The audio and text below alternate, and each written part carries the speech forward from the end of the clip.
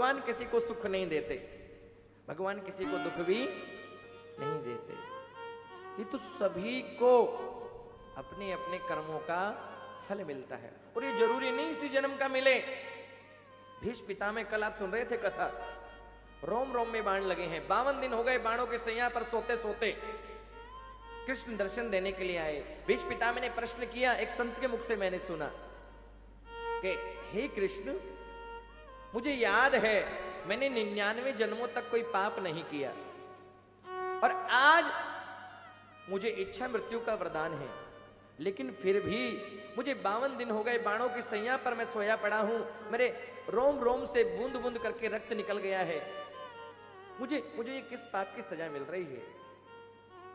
भगवान कहने लगे, पितामह आप सही कहते हैं, आपने 99 जन्मों तक कोई पाप नहीं किया, लेकिन ध्यान कीजिए आपका 100वां जन्म। भगवान ने शीश पे हाथ रखा, ध्यान आया, बोले हाँ केशव, मैं एक राजा हूं, जंगल से जा रहा हूं, वन से निकल रहा हूं और रथ चल रहा है।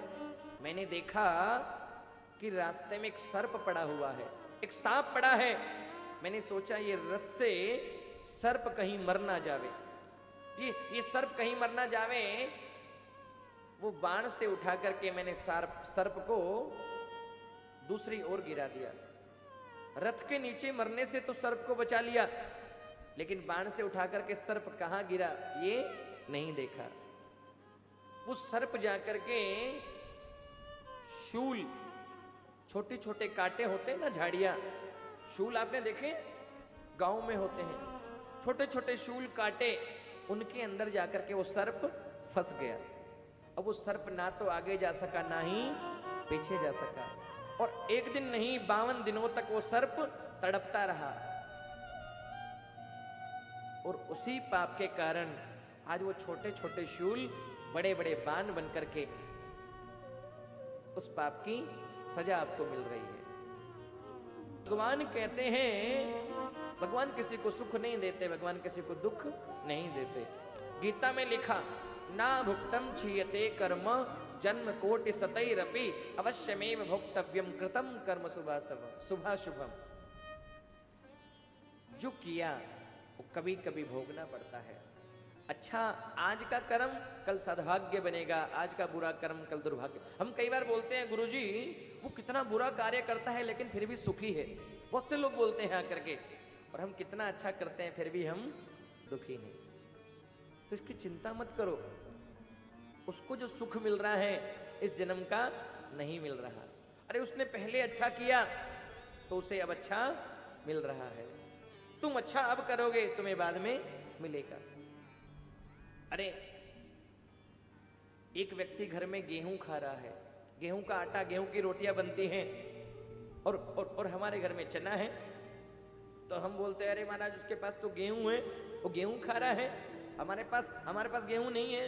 अरे उसने गेहूं बोया तो उसको गेहूं मिला, हमने चना बोया तो हमें चना मिलेगा, हम अब गेहूं बोंगे तो हमें अगली बार गेहूं ही मिलेगा।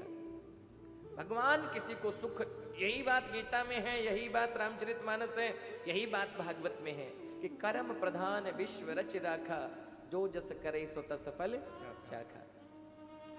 भगवान किसी को सुख देते हैं, किसी को दुख देते हैं, ऐसा नहीं, सबको अपने कर्मों से फल मिलता है। विदुर जी कहते हैं, भगवान राक्षस को जन्म देते हैं, फिर दुनिया बड़ी परेशान हो जाती है, फिर बोलते हैं मैं अवतार लेकर के आऊंगा। भगवान राक्षसों को क्यों जन्म देते हैं? ये भी प्रभु की लीला होती है। भगवान ब्रह्मा जी कहने लगे, सृष्टि का निर्माण कहां करूं? पृथ्वी को तो रसातल में हिरण्याक्ष राक्षस लेकर के चला गया है। भगवान से ब्रह्मा जी कहते हैं, मैं पृथ्वी की वो सृष्टि की रचना कहां करूं? पृथ्वी को रसातल में हिरण्याक्ष लेकर के चला गया। ये सुनकर के परीक्षित जी कहने लगे, महाराज ये हिरण्याक्ष कौन है? हिरण्याक्ष के बारे में बताइए। तो कहते हैं, भगवान नारायण के 2 द्वारपाल थे। द्वारपाल हरि के प्रिय दो, जय और विजय जान सब को। 2 द्वारपाल हैं। एक बार 4 ऋषि, सनक, सनंदन, सनातन, सनत कुमार, जिन्होंने नारद जी को कथा सुनाई थी 7 दिन आपने सुना, 4 ऋषि भगवान के दर्शन के लिए वैकुंठ में पहुंचे। अब बैकुंठ में जैसे ही प्रवेश करना चाहा, द्वारपालों ने रोक दिया। रुको बाबा, जा नहीं सकते। अरे भैया, हम भगवान के भक्त हैं और हमें आप रोक रहे हो, हमें जाने दो। नहीं, जा नहीं सकते, हमारी आज्ञा, हम भगवान के द्वारपाल और हमारी आज्ञा बगैर कोई जा नहीं सकता। एक बार नहीं, दो बार नहीं, 3 बार प्रार्थना करी। अरे भैया जाने दो ना, जाने दो ना। नहीं नहीं, वापस चले जाओ। सनकादि ऋषियों को क्रोध आया, हाथ में जल लिया और कहा, भगवान के पार्षद होकर के तुम राक्षसों वाला कार्य करते हो। हम भगवान के भक्त हैं, हमें भगवान से मिलने की बजाय हमें भगवान से दूर करते हो, राक्षसों वाला कार्य करते हो। हमारा श्राप है, जाओ, जिस प्रकार तुमने हमें भगवान से दूर किया है, तुम भी भगवान से दूर हो जाओगे और राक्षस बन करके भटकोगे। और एक बार नहीं, 2 बार नहीं, 3 बार तुमसे प्रार्थना की तो 3 जन्मों तक तुम राक्षस बन करके भटकोगे। ये हमारा श्राप है। जय विजय चरणों में गिर गए। हे ऋषियों, हमें माफ कर दो, हमसे बड़ी भारी भूल हो गई। शनकादि ऋषि कहने लगे, होगा तो ऐसा ही, तुम्हें राक्षस बनना पड़ेगा। 1 नहीं, 2 नहीं, 3 जन्मों तक राक्षस बनोगे और भगवान से दूर रहोगे।